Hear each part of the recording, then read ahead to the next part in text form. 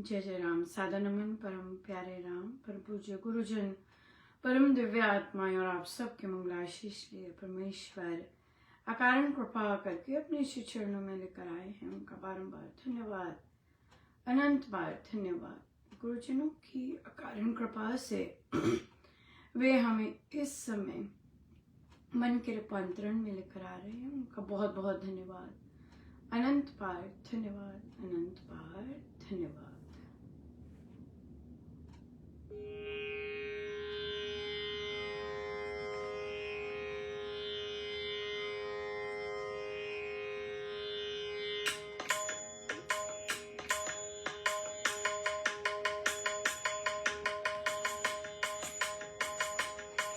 मेरी चौखट पे चल कर आज मेरे प्रभु राम आए।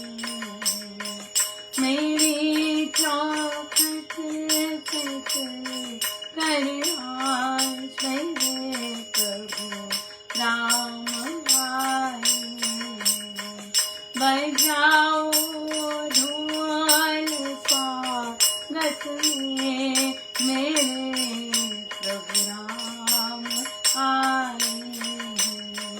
बजाओ ढोल स्वागत में मेरे प्राणधार आए। मेरी चौखट पे चल कर आज मेरे प्रभु राम आए। बजाओ ढोल स्वागत में मेरे प्राणधार आए।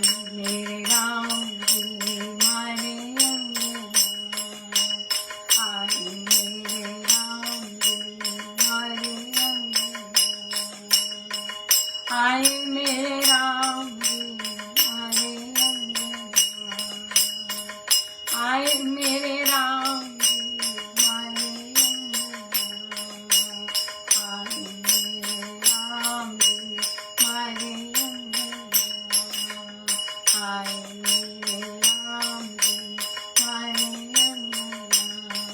मेरी चौखट पे चल कर आज मेरे प्रभु राम आए। मेरी चौखट पे चल कर आज मेरे प्रभु राम आए।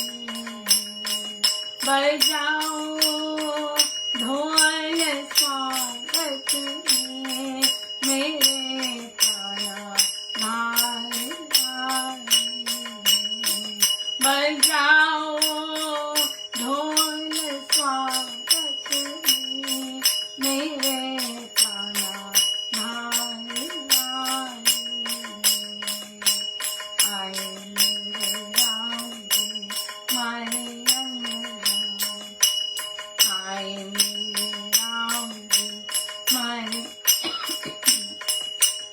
आए मेरे राम जी मारे अंगना।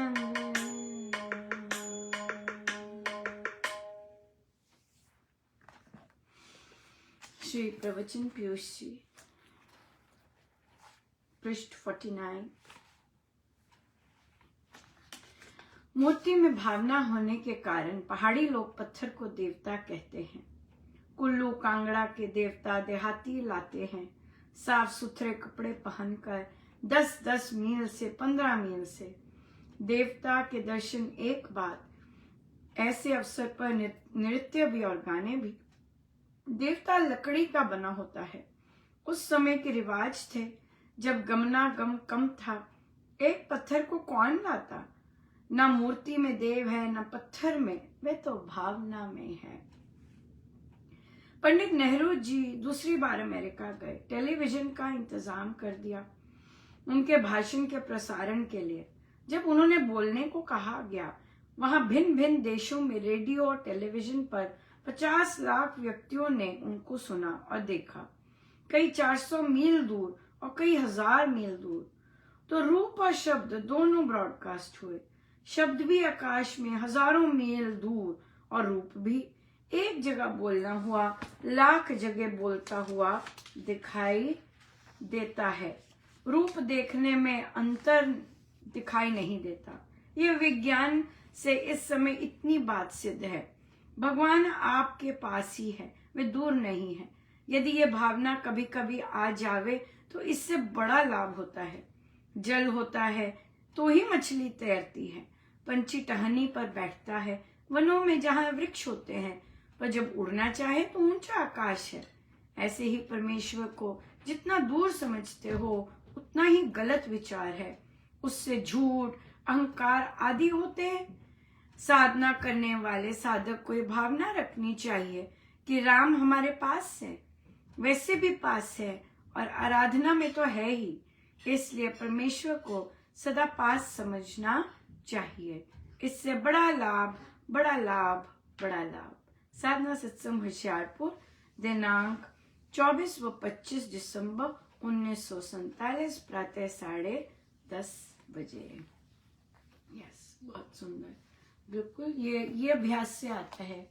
ये हम अभ्यास से करते हैं कि परमेश्वर मेरे अंग संग है, परमेश्वर मेरे भीतर है। राम नाम से मुझे ये एहसास हो रहा है, मुझे ये अनुभव हो रहा है कि राम नाम मेरे भीतर है, मेरे अंग संग है, मेरे हर तरह के सहायक है। ये हम प्रैक्टिस करते हैं। बहुत जबरदस्त सुंदर दिन रहा। और आज हमारे यहाँ बहुत बारिश थी सुबह सत्संग के समय ही। और प्रभु पर ऑफ कोर्स लेके गए और ठंड भी खूब थी। लेकिन सबसे सुंदर बात, हमारे सत्संगी काफी देर के बाद आए, क्योंकि श्री राम शरणम बंद रहा था। पहले बर्फ के कारण साफ नहीं हुई थी, जब भी साफ था तब भी, और दूसरा अजीब सी डिसीजन के कारण, जिसके कारण फिर बंद रहा था। तो वे लोग अच्छी मात्रा में आए थे, तो बहुत अच्छा लगा। बारिश में भी पहुंचे सभी के सब, सो बहुत अच्छा रहा।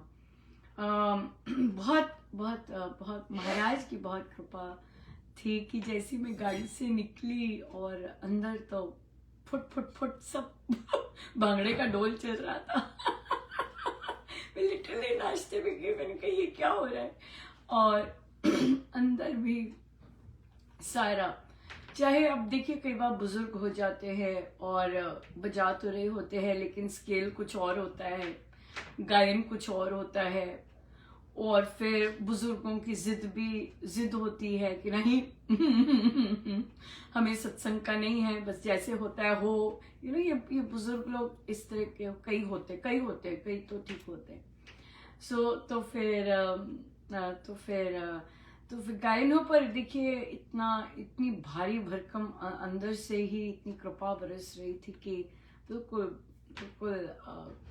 कुछ फर्क नहीं पड़ा। ये चीज पर मेहनत करके आते हैं। उच्चारण में बहुत अंतर था।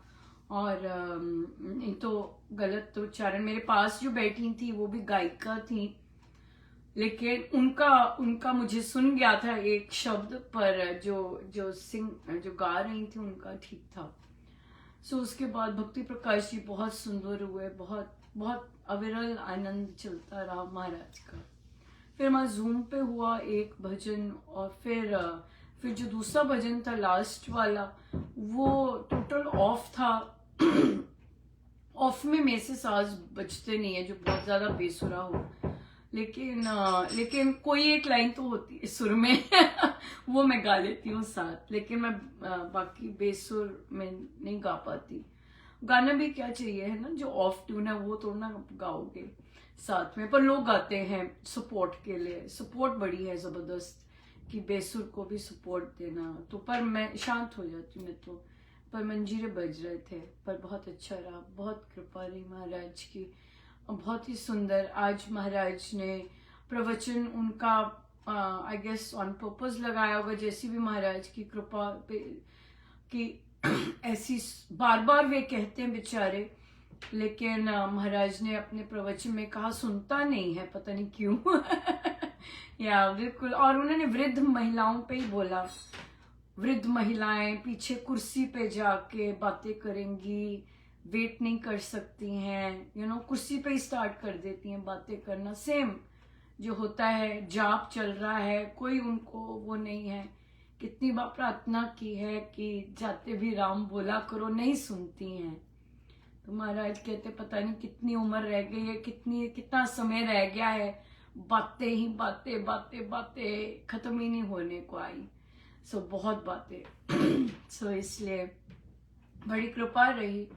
फिर जाप बड़ा शांत था, कोई आवाज नहीं आई, बड़े अच्छे से, बहुत अच्छे से हुआ।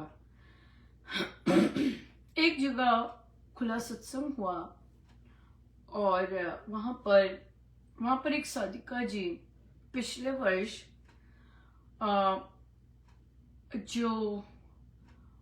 उन्होंने चयन करते हैं वे, और कहा कि औरों को कहा अपनी रिकॉर्डिंग भेजिए। तो उन्होंने रिकॉर्डिंग की, सुनी। तो उन्होंने पिछले वर्ष क्या किया, बेसुरे साधकों को ड्यूटी दी और जो सुर वाले साधक थे उनको नहीं दी। तो वहां के साधकों से कहा था कि जो ऐसे चयन करती हैं, चॉइस करती हैं, जिन्हें खुद ही स्वर का नहीं पता, कि उन्होंने बेसुरे साधकों को आने दिया, साधना सत्संग में गाने दिया, उनको तो देना ही नहीं है, उनको चेक नहीं करवाना, सॉरी, क्योंकि आपकी चॉइस ही ऐसी, आपने बेसुरे लोगों को चूज करके गवाया। तो इस बार फिर वे आई और वे एक साधिका जी को बोली, आप, या किसी से पूछा, उनके पास नहीं आए, तो किसी को मैसेज भेजा कि वो भेजेंगी अपनी रिकॉर्डिंग, इस बार बेटर किया है तैयारी। तो इन साधिका जी ने कहा नहीं, मैंने रिकॉर्डिंग भेजूंगी कोई भी। और उन्होंने फिर से एक चूज किया जो भजन वाला, वो ऑब्वियसली ऑफ था क्योंकि वो सिफारिशी थे। और तो फिर क्या हुआ कि जिन्होंने ना की थी भजन की, मैं नहीं दूंगी, देखिए महाराज की लीला होती है। उनकी किसी ने कहकर, जो कि आज तक कहते कभी नहीं ऐसा हुआ, उनकी श्री अमृतवाणी जी की ड्यूटी लगी। अब जो वे साधिका, पुरानी साधिका हैं और वही गायिका है, रही भी हैं, डेफिनेटली इतना ज्यादा अच्छा नहीं लगा। और उनका बिहेवियर जो था वो बिल्कुल, वो तो हमें पहले ही पता था, है ना, क्योंकि उन्होंने बेसुरे लोगों को चूज करके गवाया पिछली बार। तो उनमें देखिए किस तरह के साधक, जैसे, और महाराज का प्रवचन भी इसी पर ही था कि जब आप किसी को आगे बढ़ता देखते हैं तो आपके मन में अग्नि जलती है, ईर्ष्या की अग्नि जलती है। और जो पुराने साधक गायक होते हैं, ये महाराज पहले भी पोस्ट लिखवा चुके हैं कि उनकी साधना नहीं होती है, उन्होंने अपने पे काम नहीं किया होता है, और वो बहुत क्लियरली हुआ। तो क्या होता है कि जब आप अमृतवाणी जी साधना में, आप सबको पता ही है, जब आप बैठते हैं तो एक ही जगह होती है अमृतवाणी जी जो गाई जाती है। तो वहां और भी हारमोनियम थे, तो वो उसी पोजीशन पे जाके बैठी जहां अमृतवाणी जी गाई जाती हैं। अब क्या था कि वो पुरानी साधिका जी मेंटली अपनी काइंड ऑफ पोजीशन बना रखी थी। पुराने साधकों को आदत होती है, हम एक ही जगह बैठेंगे, हम हिल नहीं सकते, हमारी एक जगह है, हम स्पेशल है, इस तरह से। तो वो आई, वो बैठ गई, मैं तो अपना जाप कर रही, और तो जो गायिका थी जिनकी बारी आई थी, तो उन्होंने कहा, मैं समर्पित होके गई थी कि महाराज करवा रहे हैं, सब महाराज जी करवाएंगे। तो वहां पे और भी हारमोनियम थे। तो ये पुरानी साधिका आती हैं, वे कहती हैं कि आप उधर नहीं बैठेंगी। तो उन्होंने कहा नहीं, हाथ जोड़े कि महाराज ने जहां बिठा दिया। 2-3 बार पूछा कि आप उधर नहीं बैठेंगी, वो हारमोनियम नहीं लेंगी। इसका मतलब उन्हें पता था कुछ किसी हारमोनियम के बारे में, वो बार बार कहें तो वो हिली नहीं, वो वहीं बैठी रही। फिर वो उनके पास आके बैठ गई। भजन की बारी हुई। कोई गेस कर सकता है क्या हुआ होगा दूसरे हारमोनियम पर? दूसरा हारमोनियम चला नहीं। हाँ, और तो उन्होंने इशारा किया कि क्योंकि वो प्रबंधक हैं कि चल नहीं रहा, एक्सचेंज कर दो। She just didn't do anything.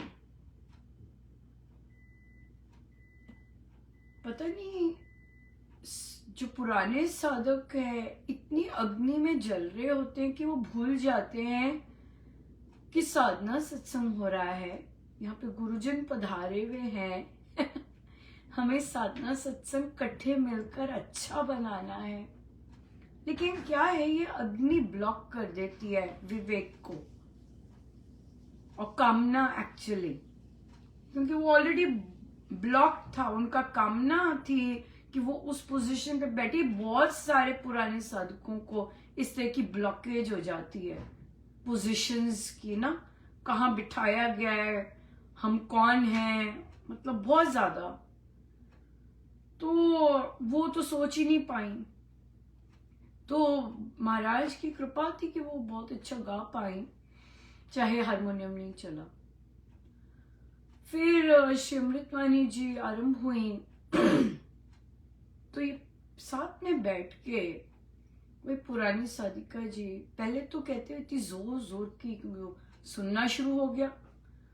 अब सुननी शुरू होगी वो अमृतवाणी जी तो बहुत सुंदर, उसकी उच्चारण भी बहुत सुंदर, और फिर वाइब्रेशंस आ रही हैं। क्योंकि जो गा रहे हैं वो यही मान के गा रहे हैं कि मेरे महाराज गवा रहे हैं, वो उंगलियां चला रहे।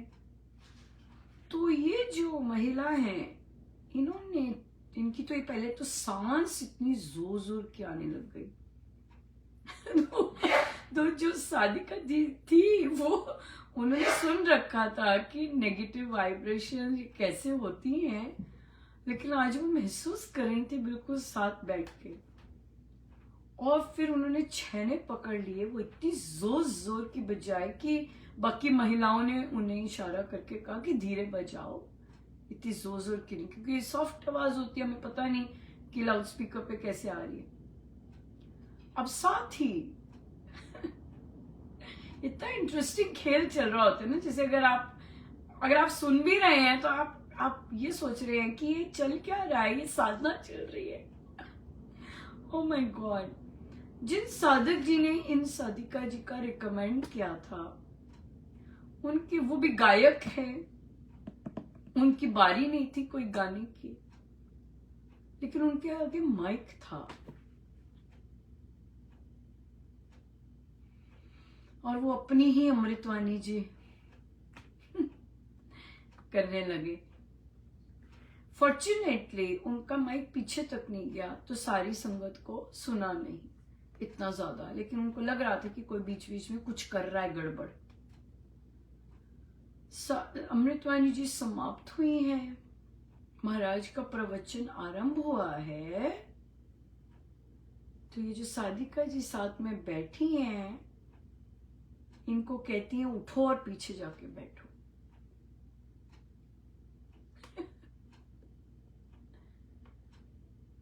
वैसे तो ये जो साधिका है जो गायन कर रही थी, वे श्री राम शरणम की संस्कृति द्वारा गाढ़ प्रेम का अध्ययन कर रही हैं। पर उस समय क्या होता है, जब ऐसे पोजीशन वाले बोलते हैं, कहीं ना कहीं हमारी अपनी साधना की कमी होती है, कहीं ना कहीं कुछ होता है। हमें पता है कि हमें वहां से नहीं हिलना है, लेकिन हमारे में बल नहीं होता कि हम इग्नोर कर सकें जो कि हमारे साधना की, हमारे श्री राम शरणम की संस्कृति नहीं है।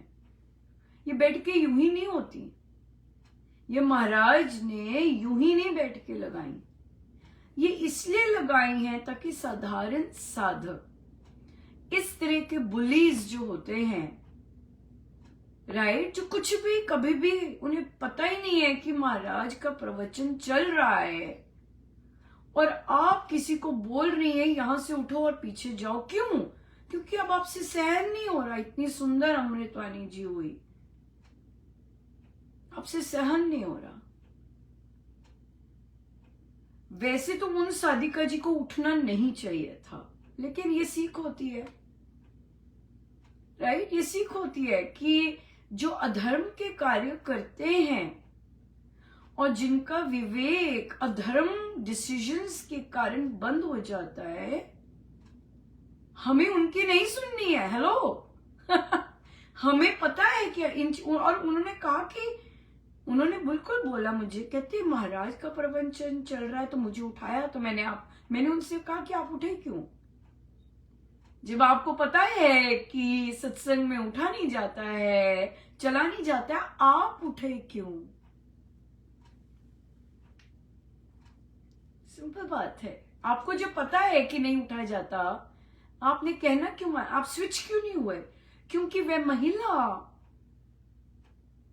वो बैठने, उनके साथ बैठने की उसकी अग्नि इतनी तेज जल रही थी कि वो बैठ नहीं सकती थी उसके साथ।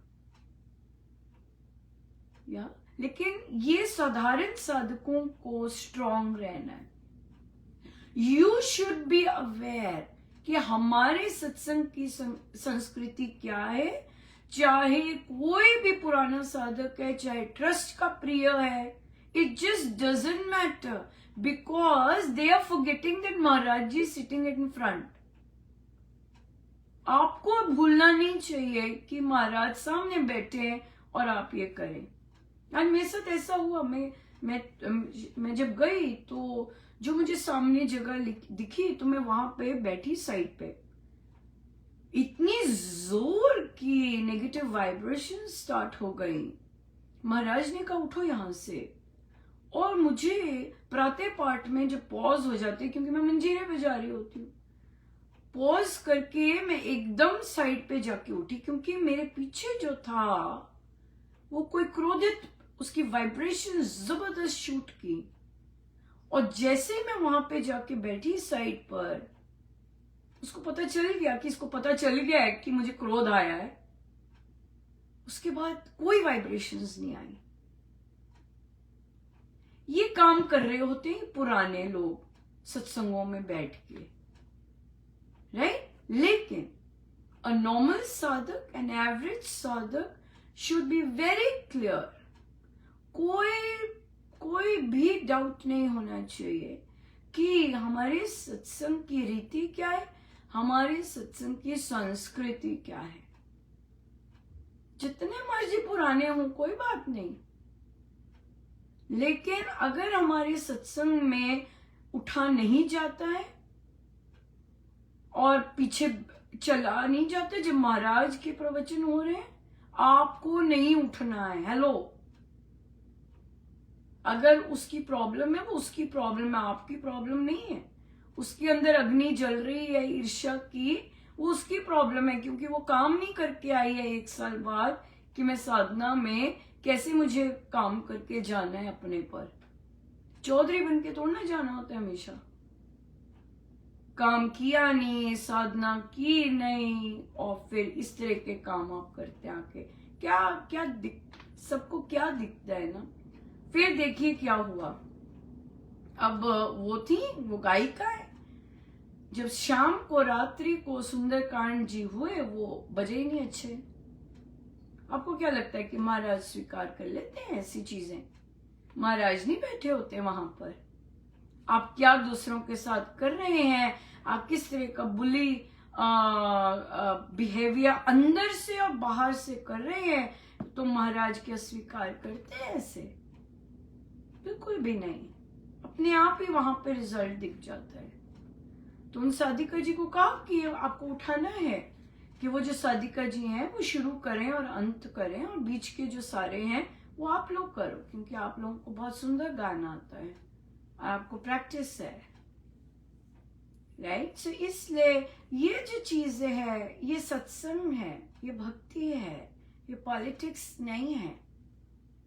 या आपकी मन मर्जी और आपकी पोजीशन, यहाँ पे सब मलिया मेट होता है, right? Nobody is interested in your position. बेकार से बिहेवियर्स लेके आएंगे साधना में, सत्संग में, अपना ही वो गड़बड़ करते हैं। दूसरे तो पाके चले जाते हैं, आप बल्कि और नीचे आ जाते हैं। इतने नीचे आ जाते हैं कि अगला कोई कहेगा ही नहीं कि भी अब आप गाओ। लोग बुद्धू थोड़ी ना है, राइट? सो इसलिए साधना है, कंपटीशन नहीं है। साधना है, हर एक को महाराज देख रहे होते हैं। हाँ, हर एक को महाराज सुन रहे होते हैं। हर के विचार, हर के एक्शंस, हर चीज देखी जा रही होती है, राइट? एक और बात, जब जैसे उन साधिका जी ने बोला कि जब मुझे बोला श्री अमृतवाणी जी के लिए, उन्होंने किसी को नहीं बोला, ये सही बात नहीं थी। क्योंकि उन्होंने कहा कि मुझे लगा, स्वामी जी ने कहा ढिंडोरा ना पीटता हो। वो ढिंडोरा आपके अंदर होगा, लेकिन जहां सुनकर लोग खुश होते हैं, वो आपके लिए प्रार्थना भी करते हैं। तो ये जो अनवांटेड, ये जो विघ्न आते हैं, ये किसी को बताने से, जो खुश होते हैं, जो आपके लिए प्रार्थना करेंगे महाराज से, जो सत्संग के लिए खुश होते हैं, राइट, वो उन ब्लेसिंग्स निकलती हैं। सो महाराज की जो टर्मिनोलॉजी है, वो ढिंडोरापन हमारे अंदर नहीं होना चाहिए। और हो सकता था कि आपके अंदर हो कि मैं अगर किसी को बताऊंगी तो वो ढिंडोरा है। नहीं, जिन लोगों को आपकी खुशी में खुशी होती है, उनके साथ इतना सुंदर प्रसाद जिनसे बांटकर वो मल्टीप्लाई होता है। वो मल्टीप्लाई होना था, लेकिन उसको आपने रोक दिया, राइट? क्यों? क्योंकि आपने स्वामी जी महाराज के शब्दों को सही तरह से नहीं समझा। ढिंढोरापन हमेशा मन में होता है, हमारे अंदर होता है, लेकिन जो प्रेम करते हैं वहां ढिंढोरा नहीं होता, वहां ब्लेसिंग्स होती हैं और वहां पर आपको खूब आशीर्वाद मिलते हैं। यू नो, जैसे कि आज लिखवाया कि खूब बारिश हो रही है और बर्फीली ठंड है और महाराज लेके जा रहे हैं सत्संग, और देखिए क्या हाल हुआ कि मैं नाचती भी अंदर गई। हाँ, क्यों? क्योंकि बहुत खुश थे साधक ये पढ़कर, या क्योंकि उनकी खुशी, उनके आशीर्वाद बरसते हैं और आपको जो मिलता है वो अवर्णनीय होता है। यू नो, सीखना चाहिए। आई एम सीधे होके बैठे।